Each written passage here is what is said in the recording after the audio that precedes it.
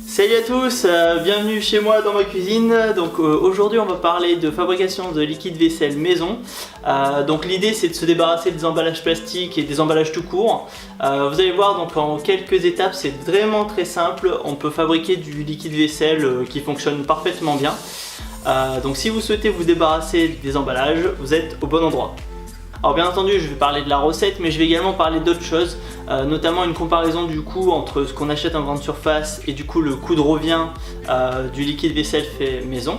Bon, il y a bien entendu plein d'autres recettes qui circulent sur internet. Moi je vais vous présenter celles que j'utilise à la maison. Si jamais vous estimez que certaines recettes sont plus performantes que celles que j'utilise, n'hésitez pas à m'en faire part, moi je suis preneur de toute amélioration. Allez, c'est parti! Au niveau des ingrédients et du matériel, il vous faut du savon noir. Vous pouvez l'acheter liquide ou en copeaux, cela ne change rien pour la recette. Des cristaux de soude. Malheureusement, je n'ai pas encore trouvé de magasin qui propose ces ingrédients en vrac. Je me retrouve donc avec des emballages plastiques sur les bras. De l'huile essentielle. Pour moi, c'est pamplemousse. Et pour vous? Une cuillère à soupe et une cuillère à café. Je les ai distingués des autres qui servent pour l'alimentaire, étant donné qu'on manipule des produits pas réellement comestibles. De l'eau chaude, dans un récipient suffisamment grand. Et pour finir, un contenant et son entonnoir. C'est une bouteille réutilisée qui provient du marché.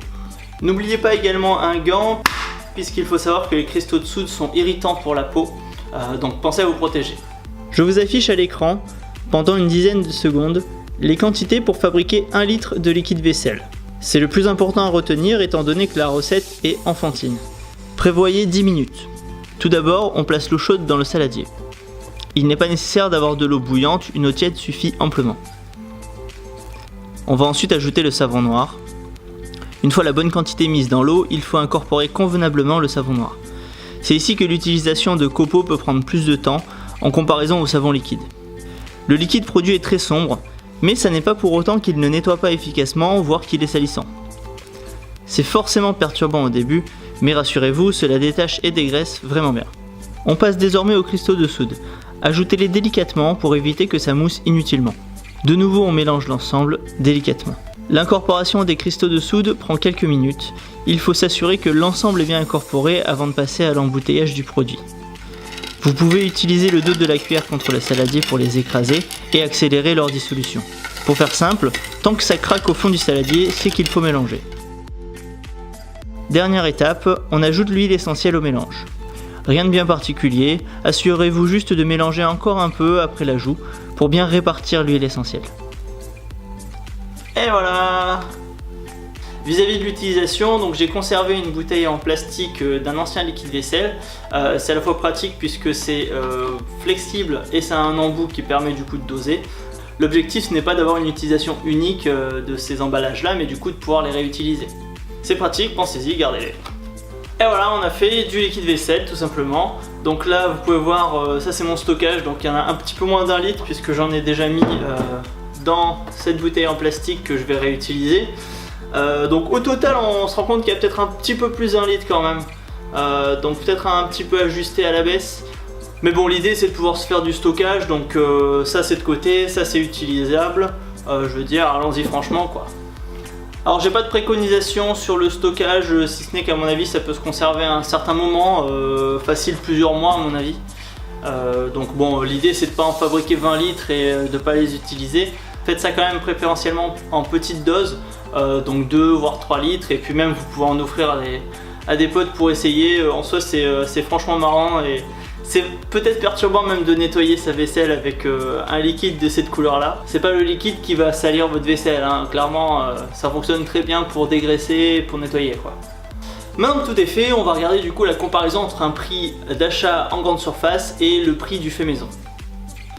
Rassurez-vous, je ne vais pas vous bassiner avec énormément de chiffres, on va seulement aborder quelques points essentiels qui nous permettront de comparer facilement notre produit fait maison aux produits industriels. Au niveau des produits industriels, j'ai divisé ça en 3 catégories histoire de pouvoir analyser. On a donc les marques vertes, dites écologiques, qui sont les plus chères du marché. Un petit peu moins cher, vous trouvez les marques plus standards. Et enfin, le premier prix, qui est souvent bien sûr le moins cher et donc le plus abordable. Pour le produit fait maison, l'idée c'est de cumuler les coûts de chaque ingrédient en fonction de la quantité utilisée et bien sûr du coût d'achat initial. Exemple pour le savon noir, qui m'a coûté 10 € le litre, J'ai utilisé 200 ml, ce qui fait un coût de revient de 2 €. En faisant la même chose pour les autres ingrédients, on arrive donc à un total consommé de l'ordre de 2,45 €. On se rend donc rapidement compte que le produit fait maison revient moins cher que la plupart des produits industriels vendus en grande surface. En plus de cet avantage économique, on a la garantie de fabriquer un produit écologique, étant donné qu'on maîtrise les ingrédients à l'intérieur de ce produit. J'espère que vous êtes pleinement convaincus désormais. Voilà, c'est fini pour aujourd'hui. Si ça vous a plu, n'hésitez pas à mettre un petit pouce bleu, mais également à partager cette vidéo à vos amis, à votre famille, à vos voisins, n'importe qui.